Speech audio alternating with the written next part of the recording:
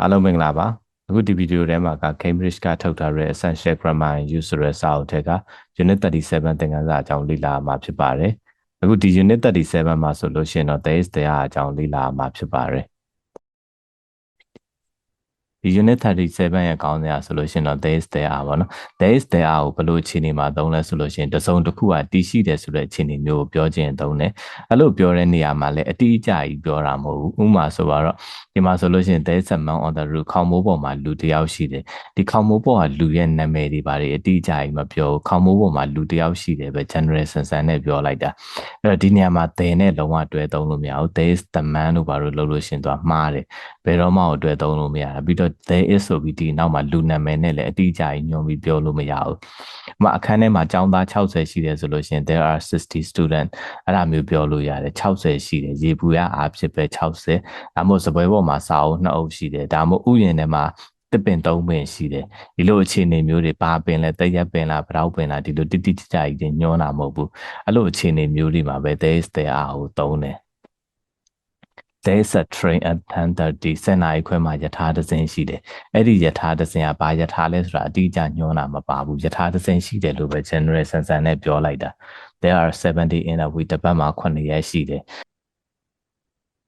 ဒါတော့ there is there ရဲ့ back form ပေါ့နော်သူ့ရဲ့ back form က there is ဆိုလို့ရှိရင် is ဆိုတဲ့အတွက်တစ်ခုဂိမ်းနေတယောက်ဂိမ်းနေလိုက်မယ် question လုပ်ရှင်လို့ရှိရင် is ကိုဝကြရှိထုတ်မယ်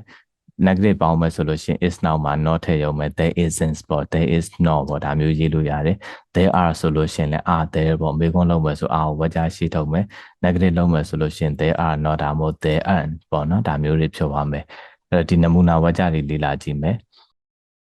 there is a big tree in the garden ဥယျာဉ်ထဲမှာတစ်ပင်အကြီးတစ်ပင်ရှိတယ်ဘာပင်လဲအတိအကျပြောတာမပါဘူး A နဲ့ပဲသုံးရတယ် there နဲ့သုံးရင်မှားတယ် there's nothing on TV tonight ဒီည TV မှာဘာအစီအစဉ်မှမရှိဘူးပေါ့ဘာမှမရှိဘူးပေါ့ do you have any money မင်းမှာပတ်စံရှိလား yes there is some in my bag excuse me is there a hotel near here ဒီနားလေးမှာ hotel တစ်လုံးလုံးရှိလားပေါ့ hotel တစ်လုံးလုံးရှိလားဆိုပြီး hotel နာမည်နဲ့အတိအကျမေးတာမဟုတ်ဒီနားမှာ hotel တစ်လုံးရှိလား yes there is ဒါမှမဟုတ်လို့ရှင် no there isn't မရှိဘူးပေါ့ we can't go skiing skate တော့မစီးနိုင်ဘူးပေါ့ snow တွေနှင်းတောင်တွေပေါ်မှာစီးတဲ့ skate ကို skiing လို့ခေါ်တယ် there isn't any snow ဘာနှင်းမှကြမနေဘူးပေါ့နော်ဒါမျိုးလေးတွေသုံးတယ်ပေါ့တကယ်လို့အများကြီးနဲ့ပြောမယ်ဆိုလို့ရှင်လဲ there are some big tree in the garden ဥယျာဉ်ထဲမှာတစ်ပင်အကြီးတချို့ရှိတယ် there's a lot of accident on this road ဒီလမ်းပေါ်မှာမတော်တဆမှုတွေအများကြီးဖြစ်ခဲ့တယ် are there any restaurant near here ဒီနားမှာစားသောက်ဆိုင်တွေရှိလားပေါ့ yes there are no they and ပေါ့နော်ဒါမျိုးတွေဖြေလို့ရတယ် this restaurant is very quiet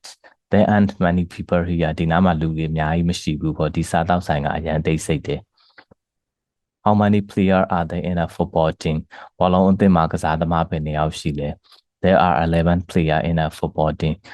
ဘောလုံးအသင်းတစ်သင်းမှာကစားသမား17ယောက်ရှိတယ်ပေါ့ဒီလိုအခြေအနေမျိုးလေးနဲ့ there is there are ကိုတွဲသုံးနိုင်တယ်မှတ်ထားရမှာတခုက there is there are ကိုတိတိကျကျညွှန်းတဲ့အရာတွေကိုပြောခြင်းသုံးလို့လုံးဝမရဘူးဘယ်လိုအခြေအနေမှာပဲသုံးလို့ရလဲဆိုရင်နည်းနည်း general ဆန်နဲ့ရေဘူးရဆန်နဲ့မတိကျတဲ့အရာတွေပေါ့ဥပမာတစ်ပင်ပေါ်မှာငှက်နှစ်ကောင်ရှိတယ်ဒါမှမဟုတ်တစ်ပင်ပေါ်မှာငှက်တစ်ကောင်ရှိတယ်အဲ့ဒီငှက်ကကြီးကန်းတွေဘာတွေဖြစ်တဲ့အတိအကျကြီးညွှန်းမယ်ဆိုရင်တော့ there is there are ကိုသုံးလို့မရဘူးငှက်နှစ်ကောင်ရှိတယ်လို့ចောင်းသား60ရှိတယ်လို့စပွဲပေါ်မှာစာအုပ်2အုပ်ရှိတယ်ချင်းထဲမှာလိမ်မော်သီး3လုံးရှိတယ်ဒီလိုအခြေအနေမျိုးတွေမှာပဲ there is there are ကိုသုံးလို့ရတယ်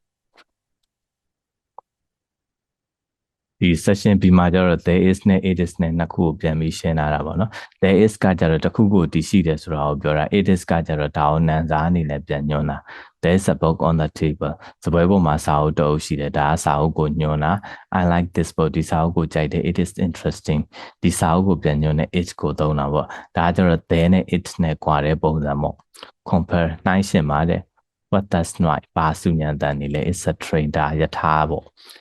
There's a train at 10:30 it is a fast train ဒီမှာ10နာရီခွဲမှာယထာတစ်စီးရှိတယ်ဒါကတော့အမြန်ယထာဒီ it ကကြတော့ဒီရှေ့ယထာကိုပြန်ညွှန်းတာပေါ့10နာရီခွဲမှာလာမယ့်ယထာပေါ့ဒီမှာဆိုလို့ရှိရင် there is a lot of salt in this soup ဒီ soup ပြုတ်ထဲမှာဒီဟင်းကြိုထဲမှာစားတွေအများကြီးပဲပေါ့ဒီနားလေးကနည်းနည်းလေးပြတ်နေတယ်ပေါ့နော် I don't like this soup ဒီဟင်းကြိုကိုဒီ soup ပြုတ်ကိုတိတ်မကြိုက်ဘူး it is too salty အရန်စားရငန်တယ်ဒီ it ကကြတော့ဒီဟာကိုပြန်ညွှန်းလာတာပေါ့နော် this soup ကိုပေါ့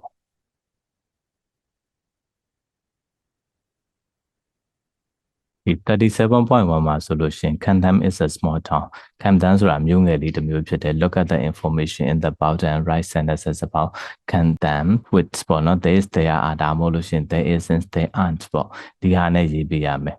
Castle က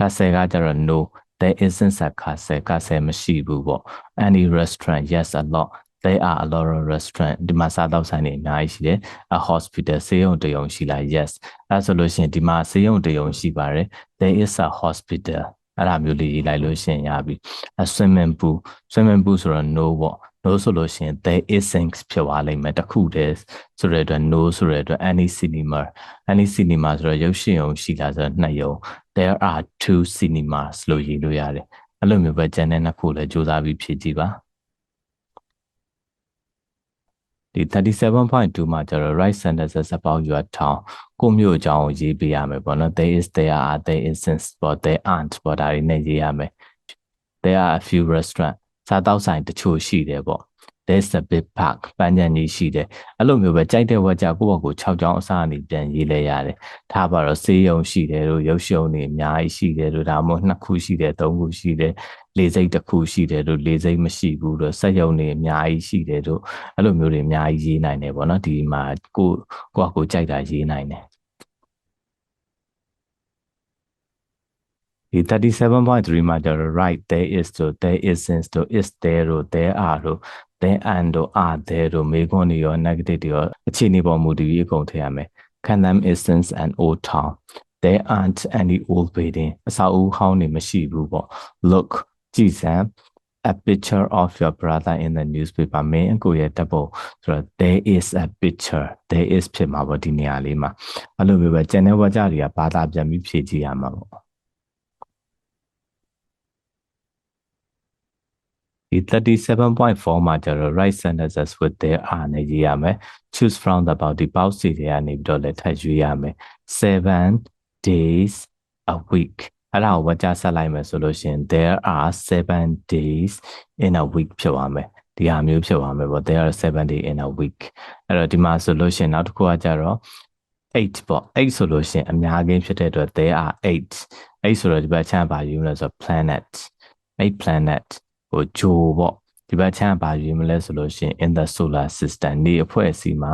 ဂျိုကြီး၈လုံးရှိတယ်ဆိုတဲ့ဟာမျိုးပေါ့နော်အဲ့လိုမျိုးလေးရေးရမယ်ဒီ box 3ခုတည်းဟာလုံးဝင်ရွေးပြီးတော့မှဝါကြတစ်ချောင်းစီတိဆောက်သွားမှာပေါ့နော်ဒီ exercise ကဒီ 37.5 ကျတော့ right there is to is there တို့ it is to is this တို့ဒီဟာလေးတွေနဲ့ဝါကြတိဆောက်ရမယ်ဒီ number 1မှာဆိုလို့ရှိရင် there is a train at 10:30 စနေခွဲမှာယထာတစ်စင်းရှိတယ် is this a fast train ဒါအမြန်ယထာလားဒါကကြတော့ဒါဒီယထာကိုပြန်ညွှန်းတာစနေခွဲမှာရှိတဲ့ယထာမို့လို့ it is I'm not going to buy this shares ဒီရှယ်ရင်းကြီးကိုကျွန်တော်ဝယ်မှာမဟုတ်ဘူးဒါကအရန်ဈေးကြီးတယ်ဆိုလို့ရှိရင်ဒီဘက်အချက်မှာ it is too expensive ဖြစ်သွားမယ်ဒီဘက်ကြားတွေအကုန်လုံး it is ဖြစ်မလား there is ဖြစ်မလားဆိုတာဘာသာပြန်ပြီးဖြည့်ကြည့်ရမယ်